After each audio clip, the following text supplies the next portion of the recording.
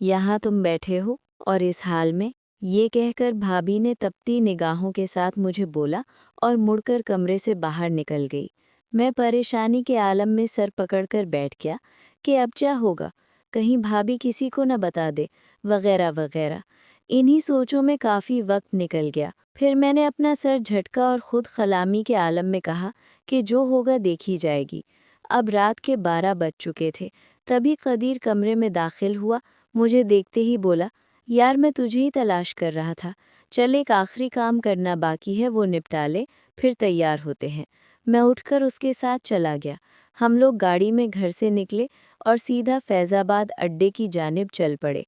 रास्ते में कदीर बोला, यार भूख लग रही है, पहले कुछ खाते हैं। मैं खाना तो खा चुका था लेकिन सोचा कि चलो थोड़ा बहुत कदीर का साथ दे दूं। इसीलिए मैंने भी सर हिलाकर हामी भर ली। कदीर ने गाड़ी फूड स्ट्रीट की तरफ घुमाई और हम लोगों ने वहाँ एक होटल पर बैठकर खाना खाया। खाने के बाद बिल अदा किया और वहाँ से निकलकर फैज़ाबाद अड्डे पर पहुँच गए।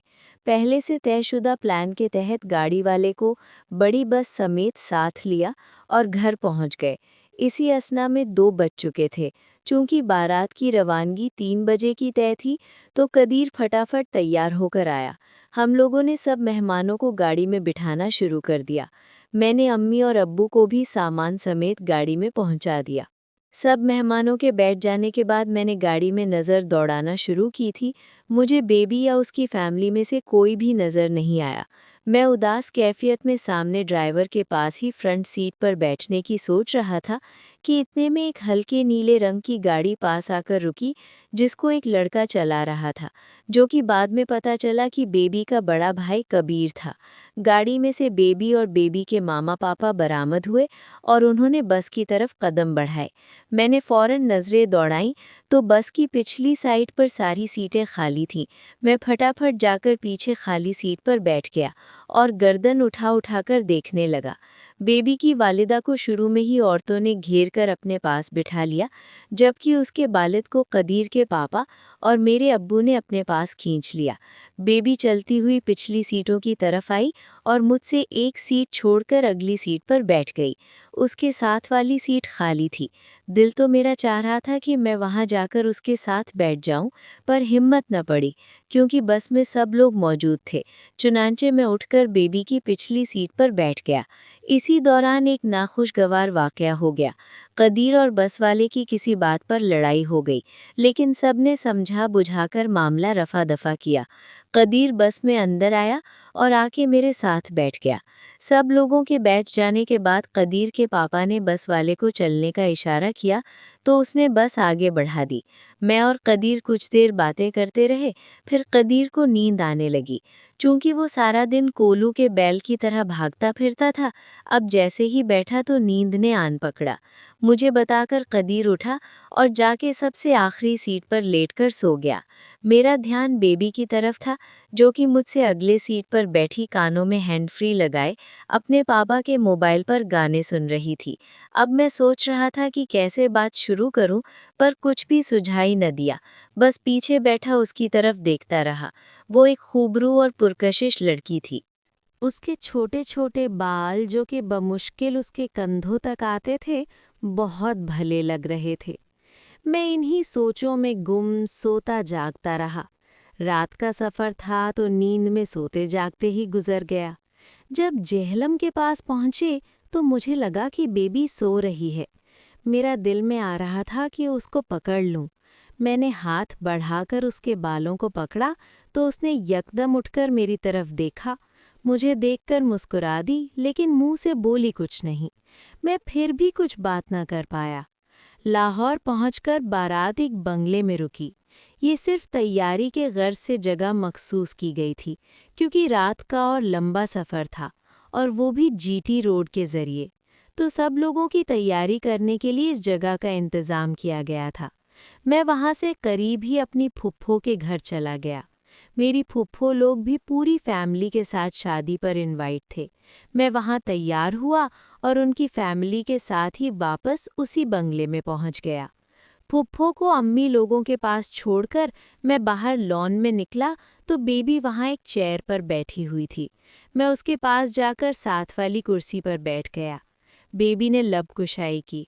हाँ तो शायान, आपकी ज़िंदगी की क्या मसरूफियत है? मैंने उसे अपने बारे में बताया कि जल्द मैं स्टडी के लिए बाहर जाने वाला हूँ। कुछ देर ऐसे ही बातें करते और एक दूसरे के बारे में जानते रहे। वहाँ पर थोड़ा रिफ्रेशमेंट का इंतज़ाम भी किया गया था। हम लोग वहीं बैठे खा रहे थे कि इतने में बेबी ने मुझसे पानी का गिलास मांगा। पानी का कूलर मेरे पास पड़ा था।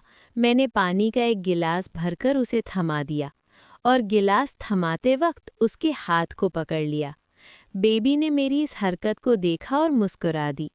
इतनी देर में सब लोग तैयार होकर बाहर निकलना शुरू हो गए। हम लोग भी उठे और गाड़ी में जा बैठे। दूल्हे की कार और लाहौर से भी काफ़ी मेहमान शामिल हुए। सबकी गाड़ियां और बस एक साथ चलीं और 20 मिनट की ड्राइव पर मौजूद शादी हॉल में पहुंच गए। शादी हॉल में मर्दों और औरतों के लिए बैठने का अलहदा-अलहदा इंतज़ाम किया गया था। निकाह हुआ, फिर खाना खाने के बाद मैं लेडीज़ साइड पर चला गया। क्योंकि मैं फैमिली में से ही था तो किसी ने भी कोई एतराज़ नहीं किया।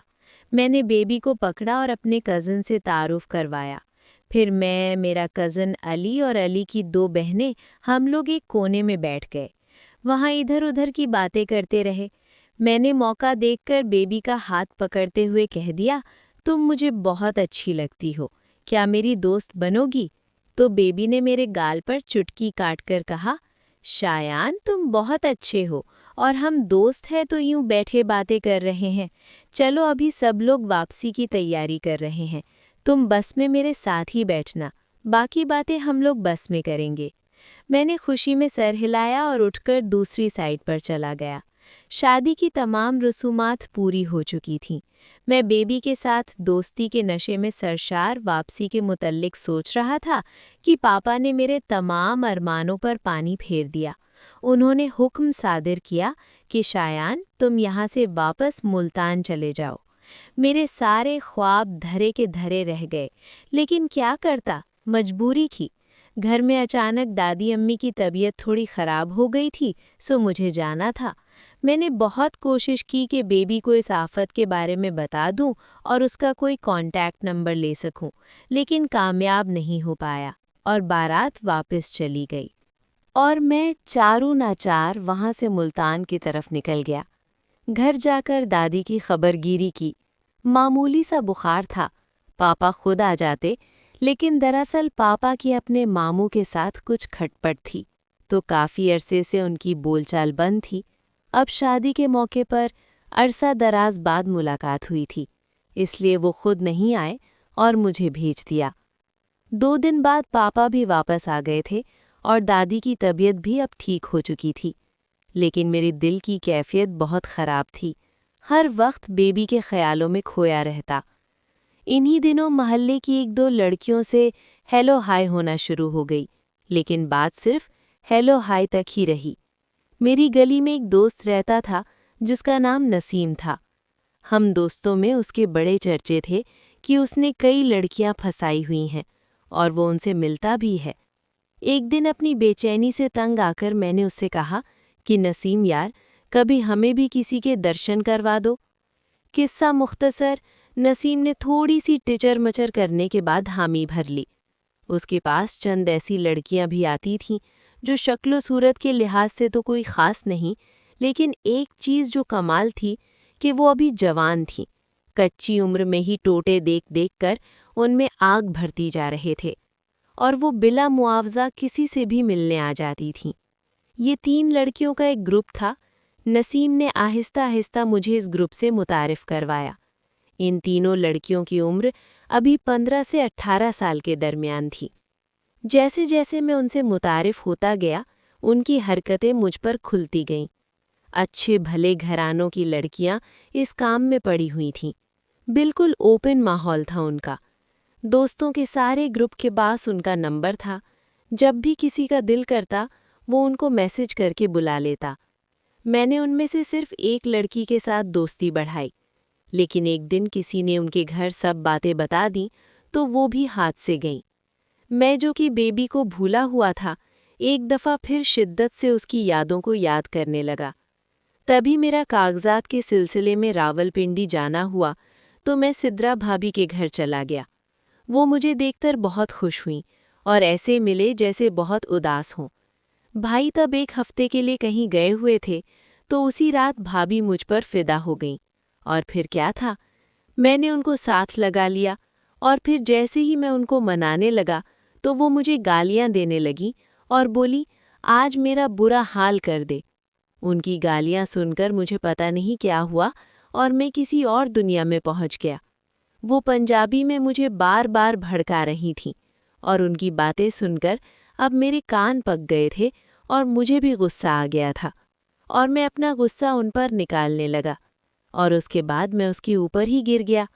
उसके बाद मैं उठा और मैंने उसको कहा कि मैं जा रहा हूँ, काफ़ी देर हो गई है। अरमगान लोग किसी भी टाइम वापस आ सकते हैं, तो इसी तरह ने आंखें खोलीं और मुझे पकड़कर अपने ऊपर गिराते हुए बोली, नहीं जान, वो नहीं आएंगे। तुम्हारे आने से पहले मेरी अरमगान से बात हो चुकी है। वो लोग अब कल शाम में वापस आएंगे। इसका मतलब है कोई मसला नहीं, तुम यहाँ मेरे साथ रह सकते हो। वैसे भी घर वाले तो सब 10 बजे के बाद ही उठेंगे और इसलिए बेफिक्र रहो। मैंने टाइम देखा तो 2 बज रहे थे। मैं साइड पर लेट गया और हम सो गए। दोबारा आंख खुली तो देखा सिद्रा दूसरी तरफ मुंह करके सो रही थी। इसके साथ ही मैंने उसको अपने साथ लगा लिया। वो मुझसे नाराज़ थी और मैं एक बार फिर उसको मनाने लगा। फिर सुबह की 6 बज चुके थे, तो मैं एक कमरे में जाकर सो गया। मैंने आते ही कदीर की ड्यूटी लगाई थी कि किसी तरह बेबी की कोई खबर हासिल करे कि वो कहाँ है। थोड़ी देर बाद ही कदीर कमरे में दाखिल हुआ और थका हुआ मेरे साथ ही लेट गया। चंद सेकंड की खामोशी के बाद कदीर बोला, सॉरी जिगर, काम की नौयत ही ऐसी थी कि मुझे जाना पड़ा, लेकिन तुम बेफिक्र रहो। आज ही मैं कुछ जुगाड़ लगाता हूँ और तेरी बेबी की खबर निकाल कर देता हूँ। मैं इस बात में सर हिलाकर रह गया, चूंकि वो सफ़र से आया था तो जल्दी सो गया और मैं कंप्यूटर ऑन करके मूवीज़ देखने लगा।